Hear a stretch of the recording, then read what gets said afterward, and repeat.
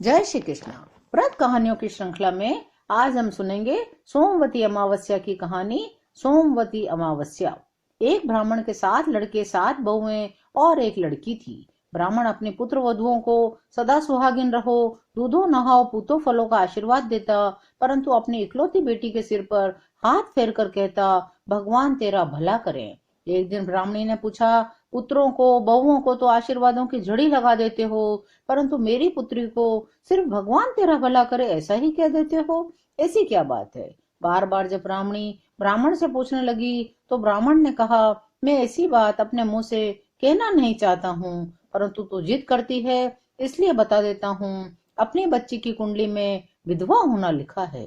विवाह के 7वें फेरे में ही यह विधवा हो जाएगी। तो नाथ, कुछ उपाय भी तो लिखा होगा कुंडली में।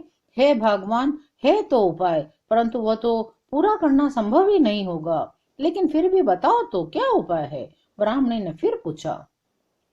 यदि कोई सोमवती अमावस्या के दिन तुलसी परिक्रमा करता हो और उसका सारा पुण्य अपनी लड़की को दे दे तो अपनी लड़की का सुहाग बना रह सकता है। ब्राह्मणी ने खूब खोज करवाई, परंतु ऐसा कोई नहीं मिला जो सोमवती अमावस्या को तुलसी की परिक्रमा करता हो। तब किसी ने बताया, 7 समंदर पार एक धोबन ऐसा व्रत रखती है। ब्राह्मणी ने अपने सभी पुत्रों से धोबन का पता लगाने के लिए कहा, परंतु 6 बेटों ने तो मना कर दिया। परंतु 7वां छोटा बेटा धोबन का पता लगाने के लिए अपनी बहन के साथ निकल गया। चलते चलते वे समंदर के किनारे आ गए। थोड़ी देर वहां विश्राम करने के इरादे से बैठ गए। वहीं एक बड़ा वृक्ष था, उस पर गिद्ध अपने पत्नी और बच्चों के साथ रहता था, परंतु उसके बच्चे कभी भी जी नहीं पाते थे, क्योंकि कोई न कोई उन्हें मार डालता था। जब भाई बहन दोनों विश्राम कर रहे थे, तभी भाई ने देखा एक सर्प पेड़ पर चढ़ रहा है और ऊपर घोंसले में से चीं चीं की आवाजें आ रही है। भाई समझ गया कि सर्प ऊपर किसी पक्षी के बच्चों को खाने के लिए जा रहा है। तुरंत उठा और अपनी तलवार से सर्प का काम तमाम कर दिया। मरे सर्प को ढाल के नीचे रखकर सो गया। जब गिद्ध और गिद्धनी घर लौटे तो बच्चे चीं चीं कर रहे थे। नीचे एक पुरुष और एक स्त्री सोए हैं, तो यही है हमारे दुश्मन जो हमारे बच्चों को मार डालते हैं। जैसे ही गिद्ध उन पर हमला करने लगा, बच्चे चिल्लाए, नहीं पिताजी, ये तो हमारे मित्र हैं, इसने तो सर्प को मारकर हमारी रक्षा कीजिए, देखिए इसकी ढाल के नीचे सर्प मरा पड़ा है। तब गिद्ध ने देखा बच्चे सही बोल रहे हैं। गिद्ध ने भाई से पूछा, भाई कौन हो तुम, इस वीरानी में क्यों बैठे हो, तुम्हारे साथ ये स्त्री कौन है, तुम्हें कहाँ जाना है। इतने सवाल सुनकर भाई उठ बैठा, बोला, हे गिद्ध भाई, हम दोनों भाई बहन हैं, हमें एक धोबन के पास पहुंचना है तो 7 समंदर पार रहती है। गिद्ध ने कहा, तुमने मेरे बच्चों की रक्षा की है, अब तुम मेरे भाई हुए, चलो हमारे कांधे पर बैठो, हम तुम्हें 7 समंदर पार पहुंचा देंगे। कुछ ही घंटों में भाई बहन दोनों समंदर पार पहुंच गए। गिद्ध ने पूरे नगर में उस धोबन का घर ढूंढ लिया। गिद्ध ने बताया, सोमा धोबन नाम है उसका, उसका घर बेटे और बहुओं से भरा है। धोबन तुलसी पूजा करती है, सोमवती अमावस्या पर तुलसी परिक्रमा भी करती है। अब भाई बहन ने विचार किया, धोबन का दिल जीतना होगा, उसे प्रसन्न करना होगा, तभी वह अपना सारा पुण्य मेरी बहन को देगी। अब दोनों भाई बहन आधी रात को उसके घर में घुस जाते। रात भर भाई कुएं से पानी लाता, बहन आंगन लीपने का, बर्तन मांजने का, पानी भरने का, भोजन बनाने का, झाड़ू बुआरा करने का काम प्रातः होते होते पूरा कर देती। भाई गाय को चारा पानी डाल देता। जब सब काम हो जाता तो बहन सबके लिए भोजन बना देती। अपने और अपने भाई के हिस्से का भोजन लेकर घर से बाहर हो जाते। कुछ दिनों बाद धोबन ने अपनी बहू से पूछा, क्या बात है, आजकल तुम लोग लड़ाती नहीं हो। बहू बोली, सासू जी, लड़ाई तो काम की होती है, आजकल हमारे उठने से पहले ही आप ही सारा काम कर लेती हैं, तो लड़ाई का तो सवाल ही नहीं उठता। धोबन बोली, लेकिन मैं तो काम करती ही नहीं, फिर काम कौन करता है। तब धोबन रात भर जागती रही। उसने देखा एक पुरुष और एक स्त्री घर का सारा काम कर रहे हैं। प्रातः होते होते जब भोजन भी बन गया, बहन अपना और भाई का हिस्सा लेकर घर से बाहर जाने लगी तो धोबन रास्ता रोककर खड़ी हो गई।